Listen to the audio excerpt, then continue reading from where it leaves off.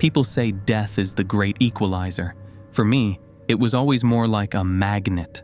I wasn't one of those kids who screamed at horror movies or ran from ghost stories. I was the quiet one at sleepovers, listening, not laughing. When my classmates obsessed over prom or football, I was in the library reading Victorian death rituals or Navajo burial myths. The idea of death didn't scare me, it fascinated me. And after 5 years of dead-end jobs, burnt espresso shots, and forced smiles behind coffee counters, I was ready to stop pretending otherwise. That's how I ended up answering a Craigslist ad that read, "Night attendant needed, must be comfortable with silence, preferably no allergies to cats." I needed a change. After years of drifting through college half-finished, family dinners filled with awkward silences, and countless nights wondering why nothing ever felt right, I needed something that would jolt me out of the numbness. Death had always fascinated me, but this felt like more than fascination. It felt like a pivot point, a place that offered a job, but a shift I didn't see coming. Something I might have needed long before I ever realized it. What I got was Davenport and Sons Funeral Home. The place was tucked between 2 dying pine trees on the edge of a forgotten Tennessee town.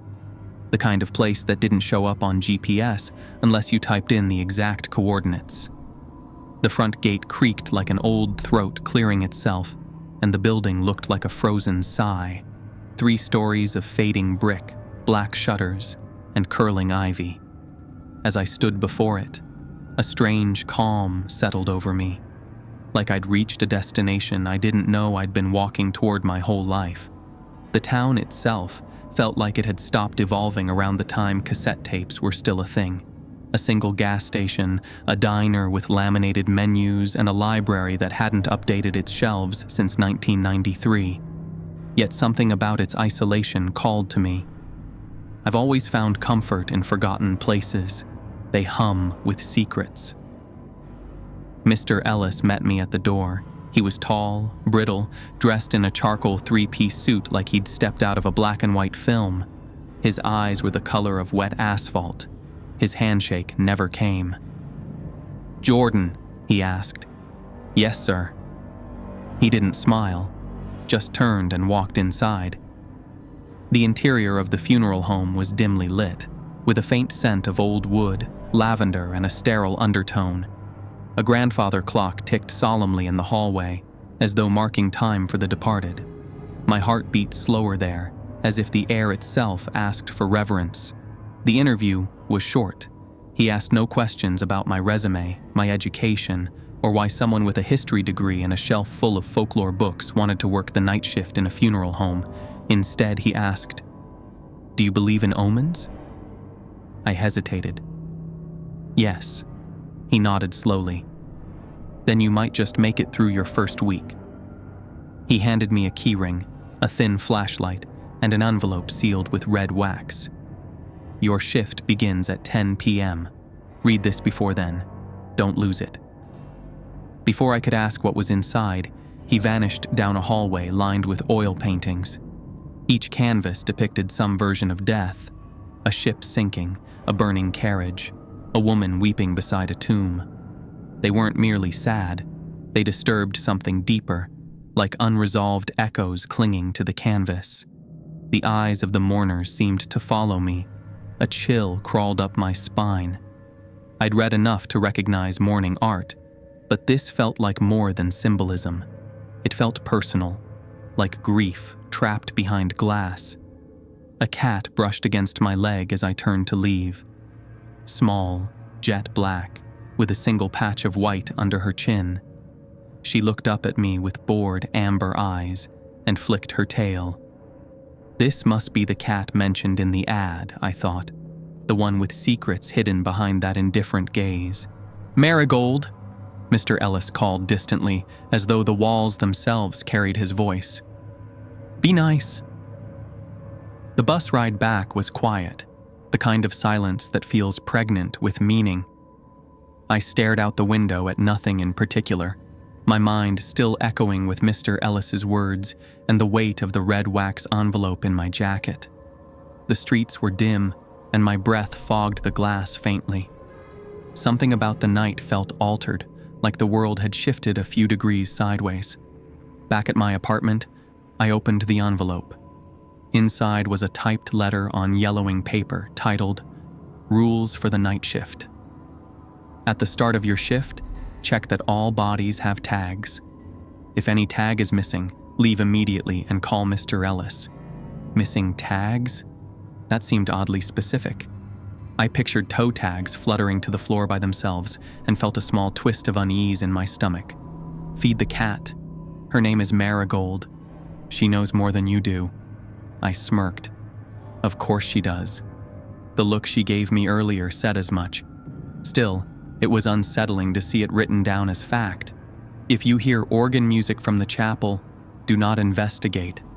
Chapel music in the middle of the night? I'd always loved pipe organs until I imagined one playing itself in the dark. The elevator sometimes opens by itself. Do not get in, no matter what you hear. That one made my hands go cold. The idea of standing near an elevator and hearing someone or something calling from inside. No thanks. If any family member of the deceased appears in the waiting room after midnight, serve them tea. Do not let them speak first. Ask them how their journey was. Then leave immediately. Serve tea to ghosts? That wasn't in my training manual. My pulse quickened as I imagined sitting across from someone whose obituary I might have read. Never move the body on the third shelf in the back of the cold room. It doesn't like being moved. I tried to laugh that one off, but the wording was too specific. It doesn't like... Who was it? What was I getting into? At 3:33 a.m., the front doorbell will ring. Do not answer it. A very specific time. Why then? And who or what rings a funeral home doorbell in the middle of the night? Marigold will sleep on the embalming table. If she leaves her post, hide. That one made my skin prickle. Hide? From what? I glanced at the cat's indifferent face in my memory and felt a flicker of unease I couldn't shake. There was a final note at the bottom, handwritten in shaky ink. They only come when you break the rules. Don't break the rules. I laughed nervously. This had to be a joke, maybe even an elaborate prank by the staff, some kind of creepy, themed onboarding ritual. For a moment, I half expected a hidden camera to blink from the corner of my apartment. I told myself I recognized the setup: small town, antique setting, eccentric boss. It was all theatrical, a stage set dressed in cobwebs. I was aware of the trope, but awareness didn't stop the way my gut curled. Something inside me, some animal instinct honed far before logic, was already bracing, like a curtain had been pulled back and something was watching from the wings. I looked around my room. My books on esoteric death lore, my grandfather's old mortuary tools, and the dried lavender hanging above the window. This felt different now. It wasn't a job or a calling. It felt like something more deliberate, a step into something that had been waiting for me. I looked at the clock, 9:47 p.m. Time to meet the dead. The lock clicked louder than I expected. It was 9:59 p.m. Davenport and Sons seemed to have exhaled darkness onto itself. The building, though unchanged from the day, now radiated something weightier. Shadows leaned in, pooling around the corners like they had mass. The door creaked open as I turned the handle. The entry was quiet, dim and heavy with the smell of lavender and embalming fluid. Silence settled in like a thick blanket, wrapping around the room and refusing to lift. I stepped in, letting the door fall shut behind me with a sound like stone on stone. The flashlight Mr. Ellis gave me flickered weakly as I swept it across the foyer. Marigold wasn't at the desk. For a brief second, I wondered if she'd decided I wasn't worth her time after all. I slipped on the gray staff coat from the wall hook. The sleeves were too long.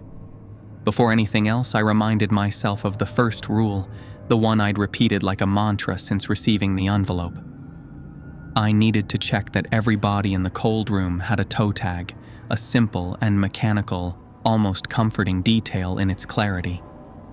The cold room door made a soft vacuum hiss when I opened it.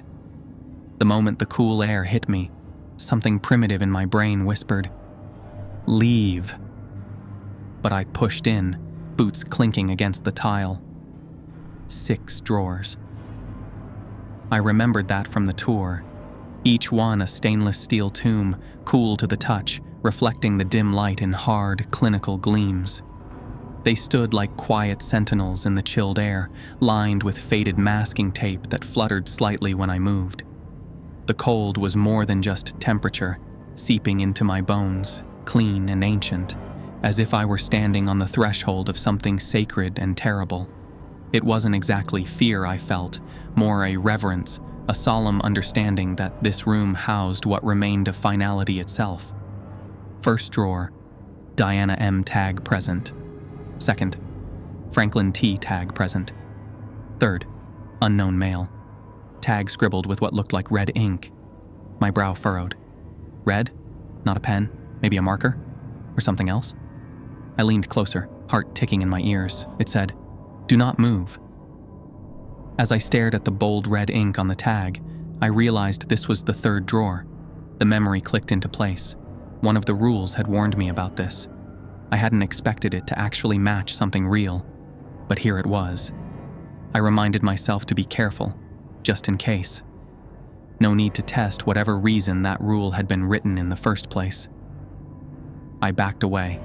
4th drawer, 5th, 6th, all tagged. I rechecked the 3rd. Still there. Still red.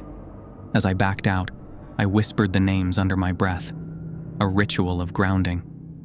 I'd read somewhere that names had power. Maybe speaking to them helped keep things in place. I recalled the 2nd rule. Feed the cat.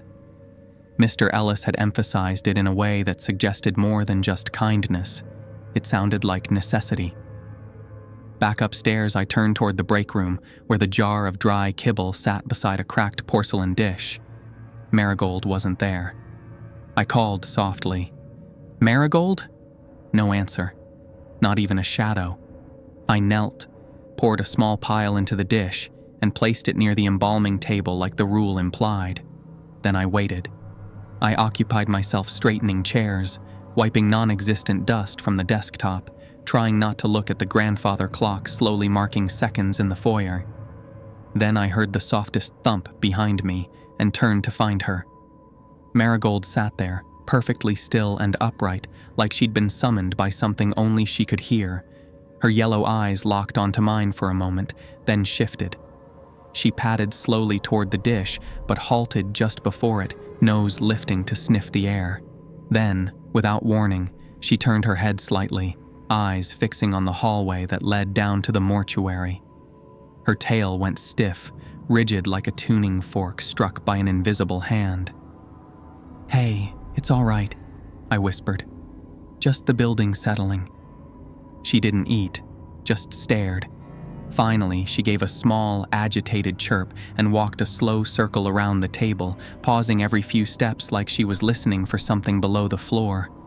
It struck me then I realized she was more than just smart. She was aware. The kind of awareness I'd read about in Tibetan death texts, where animals could sense spirits before they manifested. I used to believe those were metaphors. Used to. She ate only half the dish before slinking into the chapel. I didn't follow her. I tried to busy myself. I found myself drawn to the cabinet beside the desk, tidied the flower arrangements in the viewing parlor, organized the files I wasn't supposed to touch. The label said, "Staff use only," but the curiosity gnawed at me. I hesitated, listening for any sounds in the hall, then cracked open the drawer. Inside were manila folders, some old, some recent. A few had sticky notes in the margins, dates scribbled in fading pen. I pulled one labeled Chapel Protocol and flipped it open, scanning the contents with a mix of guilt and fascination. Maybe this was where the rules came from. Maybe there was more to all of this than just superstition. All the while, the clock's ticking seemed louder, slower, like it wasn't keeping time so much as dragging it. By the time I looked up again, It was already 3:10 a.m. Marigold hadn't returned. My stomach felt tight and hollow. I hadn't eaten since lunch, but the thought of food here felt wrong. There was something about the atmosphere, as if chewing would disturb an invisible balance. I checked the security feeds. Grainy images, quiet rooms. On camera 4, the embalming room, Marigold was there. She sat calmly on the metal table, tail twitching in rhythm with some unseen pulse. Her ears flicked sharply to the left, and then the screen stuttered. The footage glitched. It skipped back 5 seconds, then replayed the moment again. Marigold, ears twitching, same movement, same table. I clicked back. Same skip, same replay, a loop. The room repeated itself, but I was certain. Marigold had only entered that room once. Leaning in, I studied the grainy image. Her tail still moved, her posture unchanged, and the loop played again. Then the doorbell rang. A single hollow chime that didn't echo but settled into the room like a dropped stone in still water. I stared at the front door. I didn't move. My mind scrambled. Who could possibly be here? At this hour? No delivery? No neighbor. The streets were dead. I stood slowly, knees tight. Walked halfway toward the entrance, then paused. My heart urged me forward, but something else, something colder, held me back. A memory flicked through my head. The rules. The 7th rule. If the front bell rings at 3:33, do not answer. Every muscle in my body locked into place. I was fully convinced. The air had changed, heavier now. It pressed down on my chest, making it hard to move. I turned toward the clock on the desk. The green digits glowed without flicker, 3:33 a.m. The exact time was listed in the 7th rule. I froze. I didn't question the moment. Something deep and primal inside me understood exactly what it meant. This was no coincidence. It was alignment. I stayed where I was, rigid. My hands curled into fists without thinking. I didn't blink. I didn't move. The clock kept ticking. Its sound slowed to a dragging crawl. Each tick settled like dust across my nerves. There were no footsteps outside, no whispering through the mail slot. The quiet pressed in around me, thick and watching. It felt as if something unseen had entered with the chime, stretching across the walls and ceiling, waiting. The building itself seemed aware, its silence pulsing with a strange tension I couldn't place. 3:34. The pressure in the room thickened, wrapping around my shoulders like something living. Sweat began to gather beneath my arms, odd for such a cold place. I couldn't take my eyes off the clock. The digits shifted slowly. 3:35. I let out a breath I didn't realize I was holding. It came out ragged and shallow. My heart was still hammering, but the tightness in my chest began to loosen. I glanced back at the clock. 3:36. How long had I been sitting here? I stared again at the door, mind racing. I was new. Just one night in. Maybe someone needed help. Maybe Ellis was testing me. Maybe it was some late-night prank. But another part of me, the one buried deep and ancient, said no. Said that whoever or whatever rang that bell hadn't come to be let in. It had come to see if I'd break the rules. I hovered there for minutes. Time stopped feeling like a constant. Just a rising weight pressing down. And then, just as suddenly, I remembered the note Ellis left taped to the back of the rules list. If you want them to stay outside, you'd better follow every rule. That was enough. I backed away from the door, never taking my eyes off it, and returned to the chair. Camera 4 was empty. Behind me, the soft sound of padded footsteps. I turned slowly. Marigold sat just inside the doorway, yellow eyes unblinking, tail wrapped neatly around her paws. She looked calm, ordinary even, but something about her gaze lingered too long, too deep, as if she were checking. I stared at her. The tension that had knotted in my chest didn't release. It just shifted. She remained still through the sound. She didn't retreat or hide, only watched. Maybe that was her purpose. A sentry in fur and whiskers, not just a pet or a mascot, but something older, wiser. A creature that remembered every time someone forgot the rules. A reminder that someone was always watching, even if that someone didn't speak. I sank back into the chair, never breaking eye contact. Everything I had read, the rules, the stories, they weren't metaphors or scare tactics. They were frameworks to survive. I thought back to Ellis's note, to the warnings, the timing, the repetition of the rules that seemed silly only hours ago. Now they felt like scripture. Marigold blinked. I could almost hear her thinking, "You're learning." I swallowed, the taste of stale coffee and adrenaline thick on my tongue. The night wasn't over, and I had to wonder if all this was real, if the rules really were this precise, this powerful. Then what else waited in the halls of this building? What else was waiting for me? And with that, the weight of it settled in. Maybe everything I'd read was real. But was I ready to live it? I felt more prepared for my second night, but not relaxed. There's a difference between knowing what might happen and being emotionally ready to face it.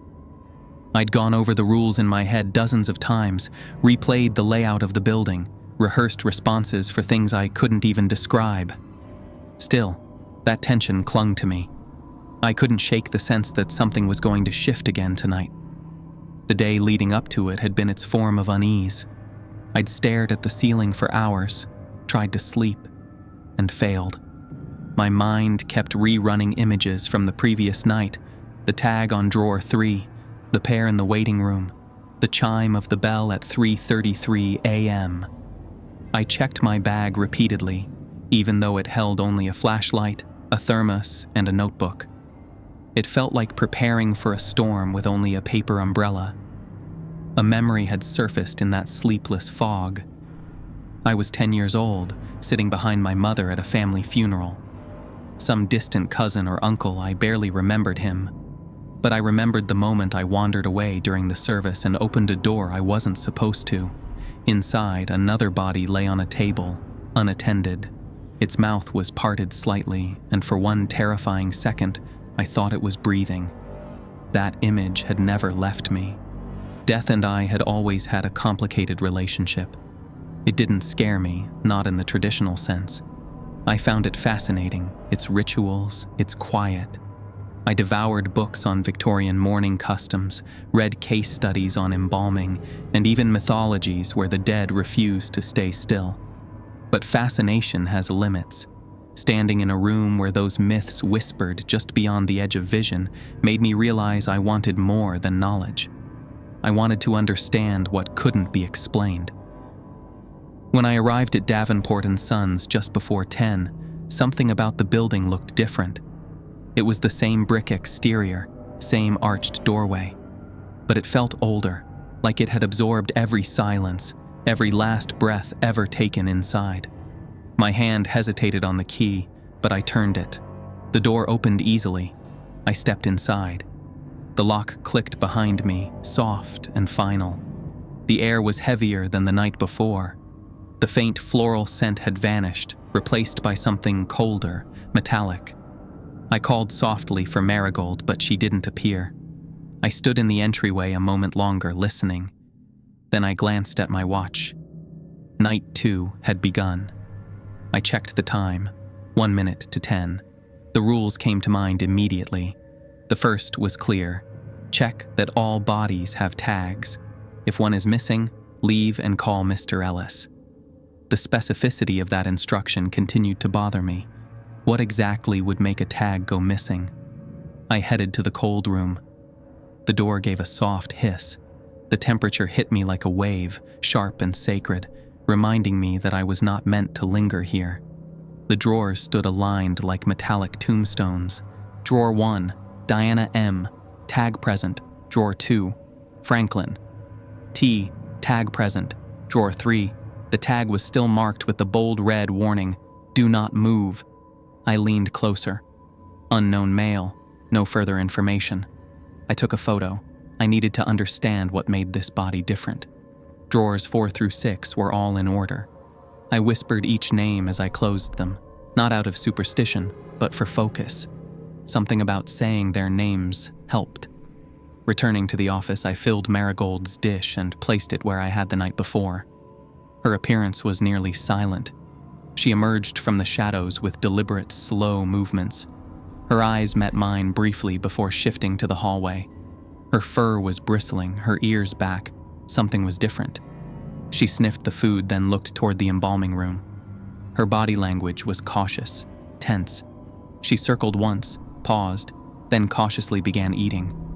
Only half again. Then she walked into the chapel and disappeared. I didn't follow. I found myself at the drawer again. This time, I opened the folder labeled Back Room Exceptions. Inside was a case file. Case file. Unknown male, January 3rd. Cause of death. Multiple fractures. Recovered from a flooded mine shaft. Tag altered by Mr. Ellis's instruction. The photo was nearly ruined, blurry and water damaged, but the figure's skin was wrong. Bloated, rubbery. There was a note. Shelf 3, do not disturb. Doesn't like it. A sound broke the stillness. I turned. The clock read 12:04 a.m. The waiting room light was on. Inside sat two figures, a man in plain clothes and a woman with braided hair. They were still, their eyes fixed in my direction, unmoving, almost expectant. Something about their presence pressed against my chest, an invisible weight. The silence felt staged, like I had walked into a moment meant to be private. I hesitated, unsure. Then it hit me. Rule 5. If any family member appears after midnight, serve them tea. Do not let them speak first. Ask about their journey, then leave. In the kitchenette, I made tea with shaking hands. The porcelain cups clinked against the tray, sharp against the stillness. As I stirred the tea, I couldn't help but remember other times I had done this, offering drinks to grieving families, each interaction laced with sadness, but somehow ordinary. This wasn't ordinary, not even close. My mind kept drifting to who they were. Were they really family? The man had an unreadable expression, and the woman's eyes had locked onto mine like she knew something about me. Something old. I felt like I was part of a ritual I didn't understand. I returned and set the cups down gently. "How was your journey?" I asked. They smiled, slowly and unsettling. A chill slid down my spine, and I felt my limbs stiffen. I couldn't think of anything else to say, not that I would have dared try. My mouth stayed shut, and I turned away, forcing myself to walk calmly back toward the office, every step echoing in the tense stillness behind me. I backed out of the room without another word. At the office, I checked the monitors. Camera 4, the cold room, showed drawer 3. It was open. My chest tightened. Rule 6 rushed into my mind. Never move the body on the third shelf. It doesn't like being moved. I stared at the screen, heart pounding, unsure of what to do. Was I supposed to go down? Would that anger it more? Then the drawer began to slide shut on its own. My mouth went dry. I rushed down the hallway and into the cold room. The air was biting, the kind that wrapped around your bones. Drawer 3 was closed now, just as I'd seen on the monitor. But something was off. I stepped closer and noticed the toe tag had shifted. It was hanging loosely, the string half pulled. I crouched and picked it up, my hands trembling. The name was still there, bold red ink underlined with Ellis's handwriting. But the tag looked newer. Had it fallen off and been replaced? Or had something moved it? Gingerly, I looped it back onto the toe, adjusting it exactly how I remembered. My breath caught in my throat as I did, half expecting a hand to shoot out. Nothing happened. I stood there, staring, waiting for some confirmation. None came. Only the cold. Only silence. I backed away slowly, confused and shaken, unsure if I'd just corrected something or made it worse. But the need to understand tugged at me.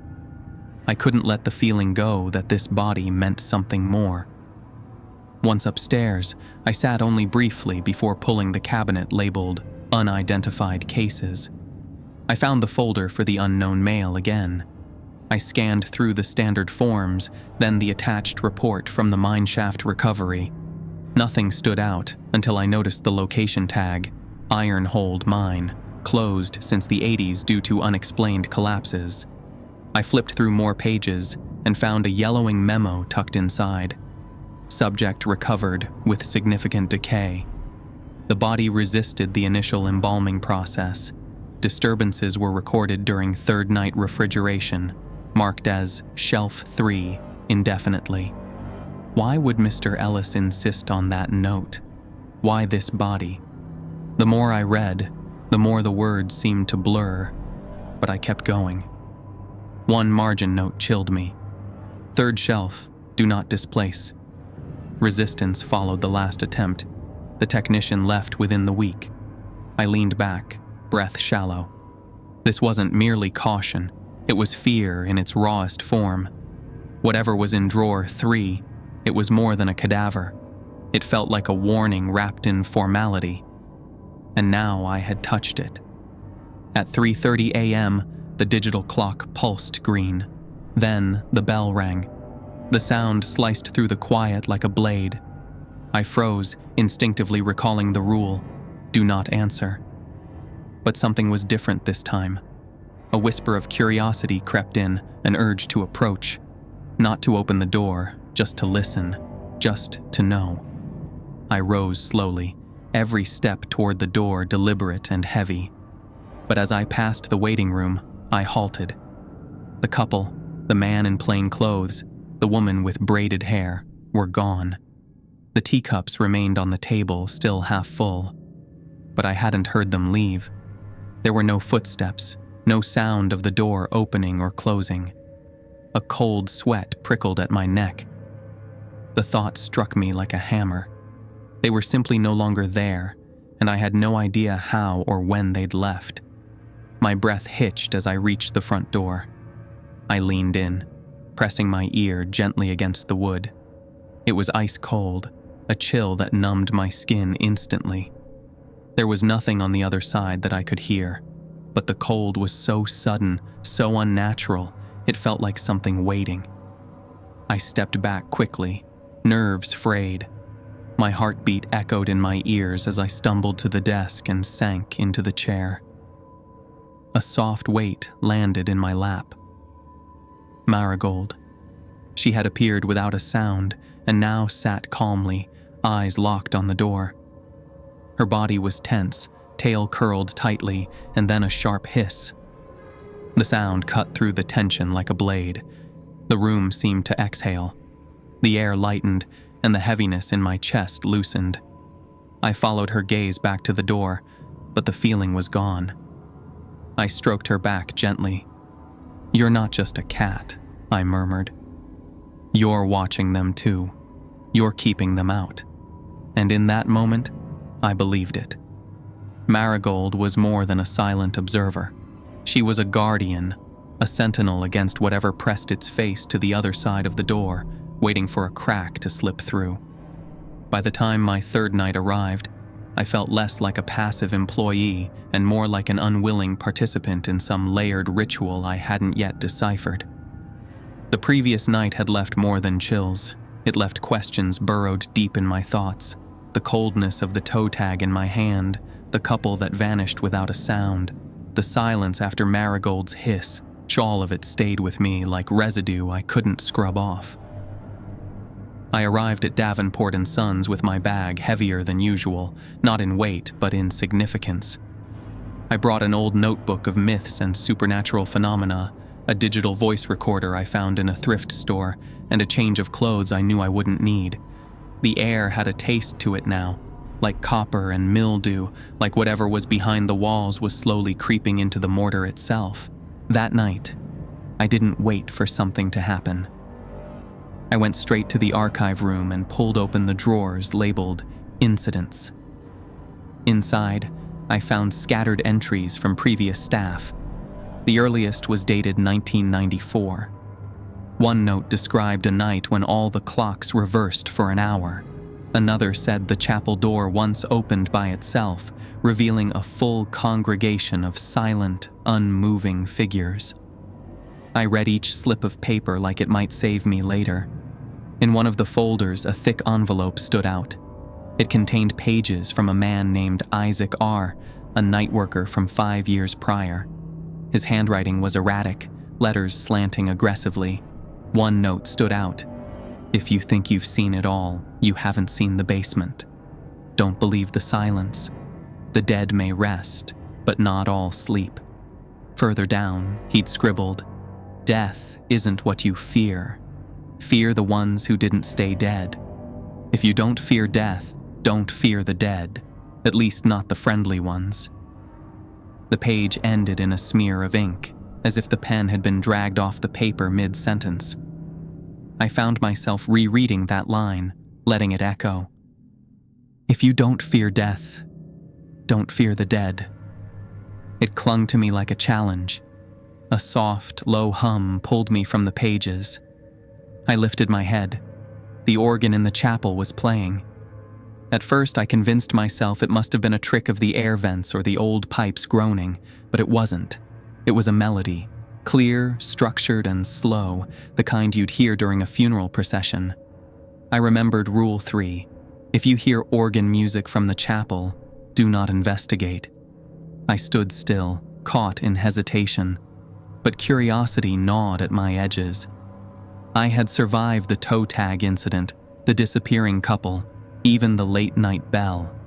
I could handle this. I had to. I made my way toward the chapel, every footstep absorbed by the worn carpet. The music grew richer with every step. When I opened the chapel doors, I was met by emptiness. The wooden benches were empty. The stained glass windows glowed faintly in the moonlight. But at the far end of the chapel, the organ's keys moved, on their own.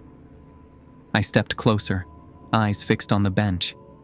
That's when I saw it. A silhouette.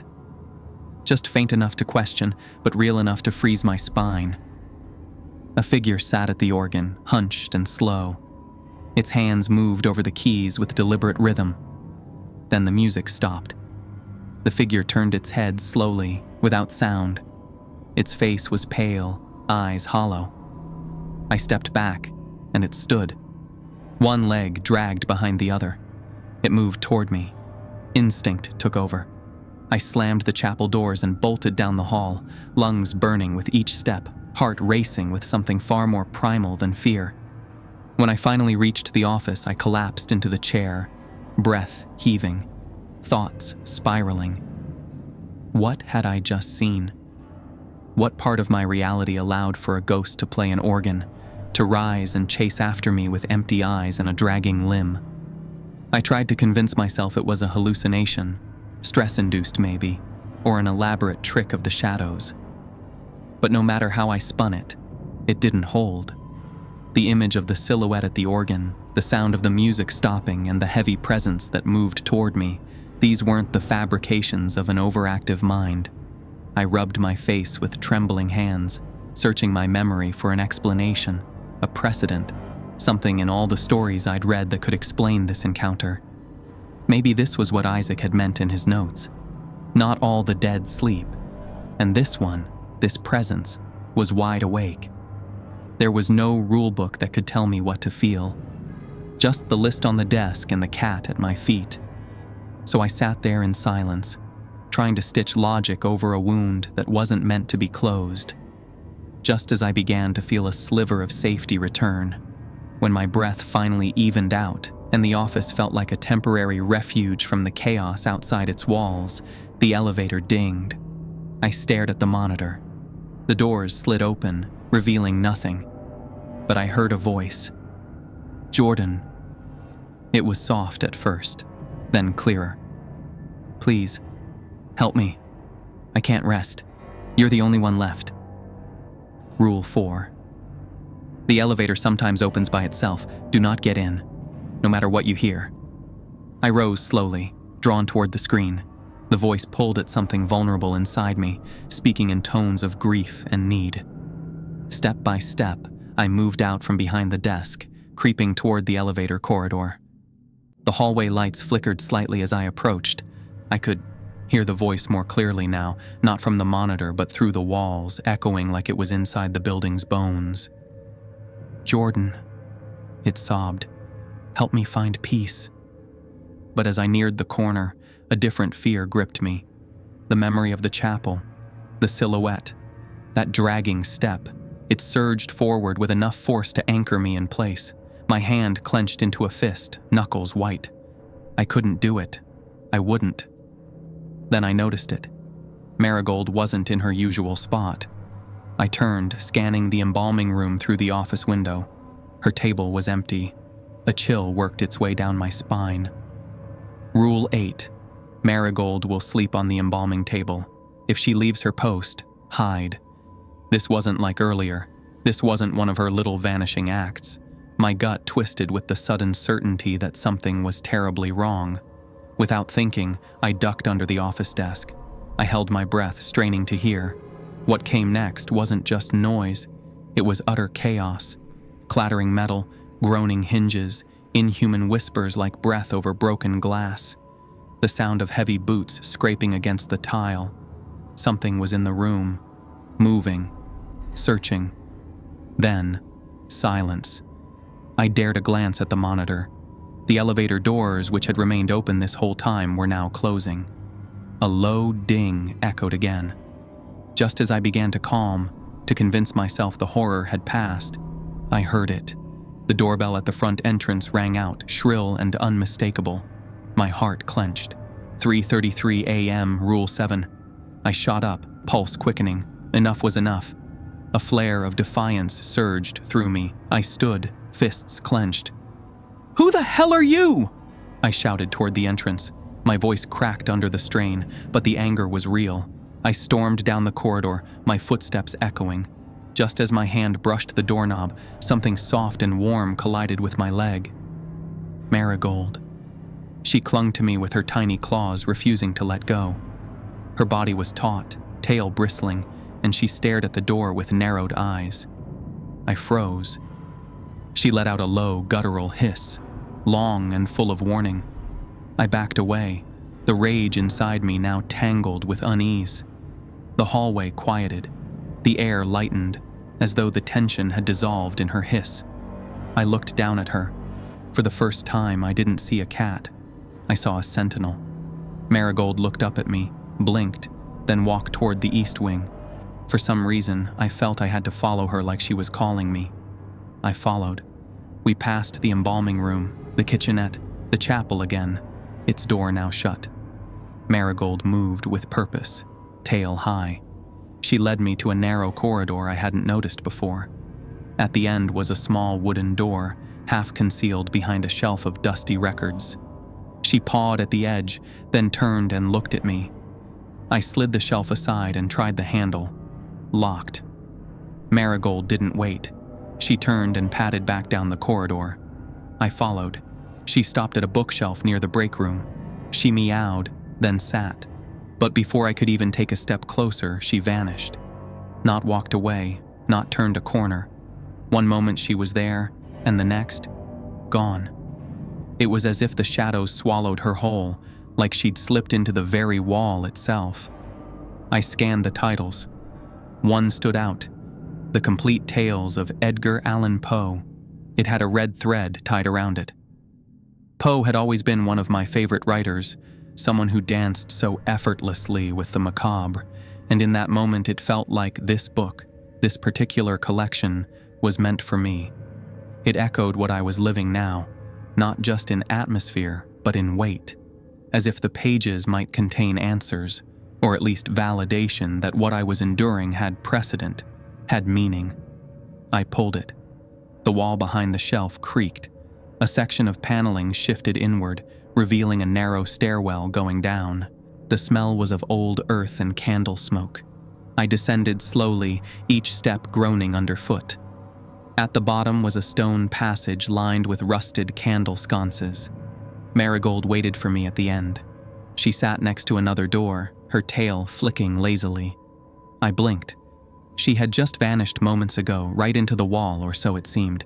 Had she truly passed through it? Was she even real? The more I tried to make sense of it, the less grounded I felt. It was as if the building had absorbed her, like she belonged to its bones more than she ever did to the living. When I opened the door, I found what looked like a forgotten chamber, with brick walls, aged medical instruments, and a chair turned toward a tall mirror. In the reflection, my own image didn't appear. Instead, I saw the chapel's silhouette, the same figure whose hands had glided over the organ keys. Behind it loomed faceless forms, unmoving and silent. Marigold hissed sharply. The mirror went blank. I stumbled backward and shut the door. My fingertips brushed the rough wall beside me. I wasn't supposed to be here, but somehow I knew I needed to be. Marigold jumped onto a nearby table and stared at me with the calm of something ancient. I had the strange impression that she'd been guiding me to this place all along. I let my eyes roam across the room. The ritualistic symbols in the far corners were drawn in thick, dark lines, though age and neglect had left them partially smeared and faded. Symbols of circles intersecting triangles, runic characters intertwined with crude sketches of human forms, and candle wax trails crusted beneath them all suggested purposeful design. Despite being half erased, their presence felt heavy, as though the air around them vibrated with residual energy. I recognized a few from the obscure occult texts I devoured in my youth, sigils often used not to invite spirits, but to bind them, to keep them trapped in liminal spaces. They reminded me of the diagrams I'd seen in old books, used to summon, bind, or trap. I thought of the voice that had called from the elevator, asking for peace. Maybe this wasn't just a resting place for the dead. Maybe this was a cage, a place where souls were kept, not laid to rest. Why? I didn't understand. Who would do such a thing? As that thought settled in my chest, I felt movement behind me. Then, a pressure like icy fingers around my neck. I gasped, spinning, but there was nothing. And yet I couldn't breathe. The grip tightened. My knees buckled. My vision darkened. I woke, gasping. My neck burned. I reached up and found the unmistakable indentation of fingers along my throat. I was no longer in the hidden room. I was in my bed. Sunlight filtered through the window blinds. The house was quiet, but nothing felt normal, and I wasn't alone anymore. I woke up gasping, my hand instinctively flying to my throat. The bruises were still there, faint but undeniable. Finger-shaped welts darkened my skin like inked reminders of what had happened. Not a nightmare, not a hallucination. Something had gripped me, something with purpose, something that wanted to silence me. The sunlight creeping through the blinds felt false, too clean, too ordinary for what I had just endured. The house around me remained quiet, but the quiet felt loaded now, like a held breath. I sat at the edge of the bed, fingers trembling, and tried to make sense of it. But no amount of rationalizing erased the weight in my chest. Before diving back into the archive room that evening, I began my shift with the now familiar ritual of checking the tags on each body. This time, I moved through the cold room with a steady hand and an unexpectedly calm heart. The oppressive cold no longer clawed at me with dread. It simply was. These bodies, once sources of unease, now appeared as remnants of stories, waiting in silence. I checked each tag carefully, noting every name. No mistakes, no missing markers. For the first time, I realized that I wasn't afraid. Death, in its cold and unchanging state, had stopped being a threat. Maybe it was the past few nights. Maybe it was Marigold. I wasn't sure, but I felt it. And somewhere in the back of my mind, a sentence I had read in an old, yellowed notebook surfaced. If you don't fear death, you won't fear the dead. The words settled into me like truth, like something I had always known but never dared to believe until now. When I returned to the office, Marigold was already there, perched neatly on the edge of the desk, like she had been waiting. Her eyes met mine, and I swear she knew I'd be back for her. I opened the drawer where her food was kept and filled her bowl, watching her descend gracefully and begin eating. I smiled, really smiled. Feeding her had become something more than a task. It felt like a bond, a ritual that grounded me in this strange limbo between the living and the dead. She wasn't just a pet. She was my ally, my compass. Only then, with her beside me, did I turn to the archives. I dug deeper, pulling out folders I had skipped before, even prying open drawers labeled with years long past. Names, dates, events, everything blurred into one long, haunting record. The documents laid out a tapestry of unsettling incidents, misplaced bodies that turned up in the wrong drawers, unexplained footsteps echoing through sealed hallways, lights flickering on and off at perfect timed intervals as if choreographed by unseen hands. One log, its lines scrawled in a trembling cursive, described shadows sliding across the floor while the source of light remained still. Another entry spoke of a chapel bell ringing in the dead of night, its cord long since severed, cold rooms locking themselves, bodies mysteriously retagged or untagged, and names appearing in the records that matched no death certificate on file. None of these anomalies stood alone. They recurred, wove into each other, pulsed through the building like a ghostly heartbeat. But the strangest part wasn't the incidents themselves. It was the tone. These weren't hysterical outbursts or panicked warnings. They read like quiet acceptance. Every record conveyed an unsettling truth. The authors expected these things. They endured them, but they never questioned them. Yet as I sifted through page after page, another pattern began to surface. Not once, not a single time, did any of them mention the cat. The pages named dates, detailed supernatural oddities, hinted at ritualistic undertones, but no Marigold. As I read deeper, the omission became louder. She had been vital to my survival, appeared in the rules not once but twice, and had saved me more than once. How could she not exist for them? Was she invisible to the others? Or had they chosen not to see her? The thought planted itself firmly in my mind and would not let go. Was Marigold more than just a cat? And if so, what was she? The thought chilled me more than any specter ever could. It was around 1:30 a.m., the kind of deep night silence where even your own breath sounds too loud, when something shifted. I had just returned to the desk after poring over another stack of confusing files.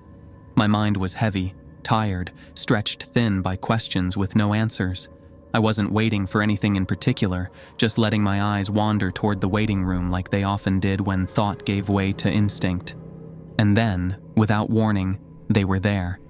The waiting room, once empty, now held 3 figures, 2 men and 1 woman. They looked wrong. Their clothing was decades out of place, one of them in a pressed gray suit with lapels too wide, another in a sundress patterned like old wallpaper. They sat still, hands on their laps, eyes forward. I poured the tea, steady-handed and certain. The ritual no longer frightened me. Instead, it anchored me. I placed the cups carefully on the tray, the scent of steeping herbs oddly comforting against the sterile air. As I walked toward the waiting room, I could feel the weight of the rule I was about to stretch. This time, I wouldn't just serve and retreat. I needed answers. With each step, I reminded myself that fear no longer had a place here. I had come too far to let hesitation win. As I stepped into the room, I met their eyes, not with fear, but curiosity and a flicker of defiance. The rules might bind the living, but I was beginning to believe the dead were asking for more. "Evening," I said, my voice steady, deliberately calm. Their heads turned toward me in perfect sync, like marionettes tugged by a shared string. The way they moved unsettled me more than any ghostly whisper, too smooth, too rehearsed, like they had done this before and didn't expect deviation. "Long journey?" I asked, placing the teacups before them. The woman nodded, a single mechanical motion. According to the rules, that should have ended it. serve and leave. But I remained standing. I stared at them for a beat longer, my curiosity outweighing my fear. "Who did you come to see?" No answer. Their eyes didn't blink, didn't even twitch. It was as if the question didn't compute. The air in the room shifted, tense, electric. Was it peaceful? The passing? I ventured further. The man closest to me twitched just slightly. His lip cracked, a thin flake of skin peeling away like dried parchment. He didn't react, but I saw it. The woman's fingers trembled next, barely perceptible. Still no words, no sound, but their stillness was unraveling. Did they suffer? I asked more insistently now. A spasm jerked through the second man's hand. A wet crack followed. Then the smell, dank and organic, like moss-covered stone and decomposing roots. The woman blinked, painfully slow, as if the act itself was foreign. It struck me then. They weren't just silent. They were afraid. My words were harming them. "Are you supposed to be here?" I whispered. That was the fracture point. Their composure splintered. Their composure splintered quietly and completely. Their skin began to lose form, like wax warming under a flame. Their breathing, if it had ever existed, became labored and ragged. Their eyes turned inward, no longer seeing me, but remembering something that should not be recalled. "I need to know," I said, stepping closer. "Do you know you're dead?" Their mouths opened, moved by an unseen force or by unseen hands. A soundless scream stretched across all three faces, a scream so quiet it roared. They stared at me with blackened eyes and decomposing features that hadn't been rotting moments ago. My questions had drawn out something they couldn't contain. Their bodies pulsed with dread, driven by fear of what was unfolding. Because this conversation, these questions, weren't supposed to happen. Because someone, or something, had made sure they never would. I don't know how long I had kept them. Minutes? Hours? The ticking of the wall clock had disappeared beneath the weight of what I was witnessing. Time didn't feel real anymore, not in that moment. Only their unraveling terror and my swelling resolve felt tangible. And then the doorbell rang. 3:33 a.m. A sound like thunder muffled in cotton rolled through my chest. The doorbell's echo still hung in the air, reverberating in my bones. I didn't move at first. I just stood there, staring at the hallway that led to the front door. Every part of me felt rooted in place, as though crossing that distance would commit me to something irreversible. I turned, slowly, to glance back at the waiting room. They were standing now, all three of them, silent, aligned, their hollow gazes fixed on me, their expressions unreadable, as if caught between recognition and command. I wondered if they had ever witnessed this moment before, if even they were unsure what came next. Two rules crossing paths, and we were all inside the collision. I took a breath. What gripped me wasn't fear, but a profound weight that settled in my chest like a final verdict, a gravity that couldn't be ignored, a sense of consequence. I moved forward, step by step, each footfall ringing louder than the last. The hallway seemed longer than I remembered. My palm hovered over the knob. Cool metal met trembling skin. I had already broken the pattern. I had gone to the chapel when I shouldn't have, spoken with the visitors instead of serving and leaving, and now, standing before the door, I realized there was no turning back. The rules had been unraveling ever since I questioned them. Something urged me forward. It wasn't recklessness or defiance, more a quiet certainty that everything I had done until now had led to this moment. Each step away from the rulebook had brought me closer to something buried in the bones of this building. Some part of the story needed this door to open, and I was no longer just a character inside it. I was becoming its author. My hand closed around the knob, and I turned it. Wind rushed past me, cold. Not from outside, but from them. The visitors stepped forward. their bodies unraveled with reverence, their forms dissolving as though unbound by time, as if they had been waiting for this. Skin, bones, and air separated into smoke and shimmer, and then nothing. They passed through the doorway and were gone. No scream, no resistance, just freedom. I stood alone in the silence, and it felt like the building sighed. For the first time in days, I sat down, not because I was afraid, but because I didn't understand. What had I done? Had I freed them, or played into something far older, something more sinister? The rules had told me not to let them speak, not to open the door. But what if those rules were the chains? What if my defiance had given them peace? Or worse, what if the rules protected me from releasing something darker? I felt movement near my feet. Marigold. She rubbed against my leg and leapt into my lap. Her weight was familiar, grounding. But when I looked into her eyes, I saw something I hadn't before. Not intelligence. I had always sensed that. But depth. Like staring into an old, deep well. "You knew, didn't you?" I whispered. She blinked. That slow, deliberate blink cats give when they trust you. Maybe she wasn't just a guardian. Maybe she was the last remaining judge in a place where justice had long since decayed. I stroked her fur once. "I'll free the rest," I said. "Whatever this place is, whatever's holding them, I'll find a way. They don't belong here." Marigold meowed.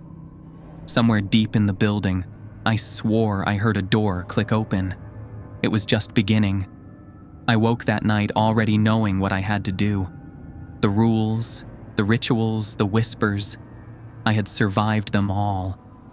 But surviving wasn't enough anymore. I understood now. These weren't just hauntings. They were imprisonments. This building held the dead not at rest, but in limbo. Their souls circled like moths to flame, drawn by something they couldn't name, and I had only just begun to see. And I couldn't leave. Not yet. Not while they remained. I checked the bodies one last time. Tags in place, drawers sealed. But when I reached drawer number 3, something tightened in my chest. It unsettled me in a way the others never had. It unsettles me deeply. This drawer has a connection to the malevolent presence haunting this place, and yet I can't be sure. Not entirely. I marked it silently in my mind. Marigold sat patiently beside me, watching every move. Her stare didn't waver. She knew what was coming. I moved methodically, grounding myself in routine. Calm hands, calm mind. When I fed her, I paused longer than usual. She purred against my fingers, soft and present. She had saved me, again and again. And now, I'd need her one last time. I scratched behind her ear. "Tonight," I whispered, "we finish this." There was no panic, only resolve. But I knew I was being watched, felt it like breath on the back of my neck. I couldn't act until I caused a diversion, a disruption. Something had to draw attention elsewhere. That thing, the spirit, the entity that had grabbed my throat, it needed to be distracted. So I waited. There was no schedule to the organ's call, no pattern I could track. I couldn't be sure if it would play tonight, but the air was thick with something imminent, like the silence before a storm. Everything felt too still, too charged. If it was going to happen, it would be tonight. Waited until the chapel stirred. It began as a distant murmur. My breath caught. A flicker of anticipation stirred in my chest, swelling with each note that followed. Then the organ bled sound through the walls again, the same unbidden melody from nights before. Only now it felt deliberate, like an answer to a question I'd been holding in the dark. It twisted up my spine like smoke, curling into the hollow space where fear used to live. A chill of excitement ran through me. Finally, the moment had arrived. This was the signal, the moment I had been waiting for. I hurried down the corridor toward the cold room. The door creaked open under my hand. Inside, the air was thick and unmoving. I stepped to drawer number 3. It had always unnerved me. Rule 6 warned against disturbing it. But now, it was my only leverage. The one card I had left to play. I gripped the handle and pulled. The drawer slid forward with a shudder. The body within lay still, pale and perfect, untouched by decay. I didn't recognize the face, but something in my gut turned. Was this the one? The thing that haunted me at night? I didn't know. But I needed the spirit to believe it. I jostled the tray just enough to make it noticeable. The metal groaned. Looking for this? I muttered to the air, then stepped away. This was the bait. I needed it to come. If the spirit believed its body was being disturbed, it might abandon its watch, even for a moment. That moment would be enough. The music stopped. Footsteps followed, each one steady and slow, with a weight that didn't belong to any living thing.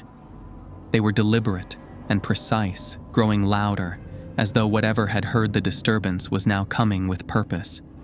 Whatever haunted this place had heard. And it was coming.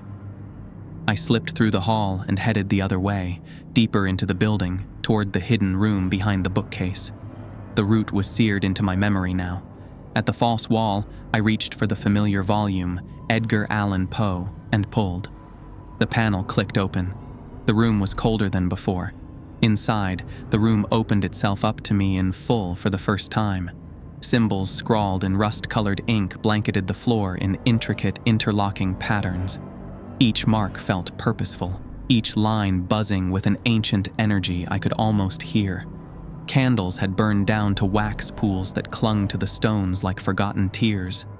Bones, some human, others not, were laid out in geometric precision, surrounded by salt, bundles of dried herbs, and shards of glass. Every detail was too exact, too coordinated. It wasn't random. This was constructed ritualistically, designed with an intention I could now feel in my bones. This was no chapel for the peaceful dead. This was a prison, a cage built not with bars, but with symbols. It was meant to bind, to summon, to dominate, and I had to break it. I recalled what I had read in preparation for this night. Sage, cinnamon, vinegar, cleansing agents, binding breakers.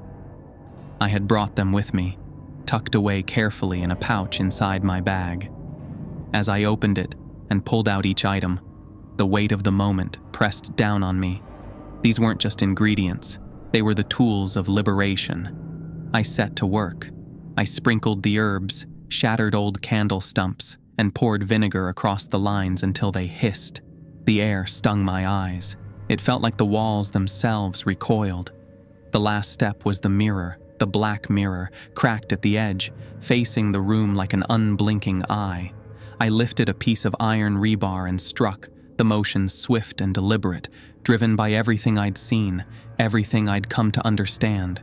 The impact hit with a force that seemed to echo through more than just the room.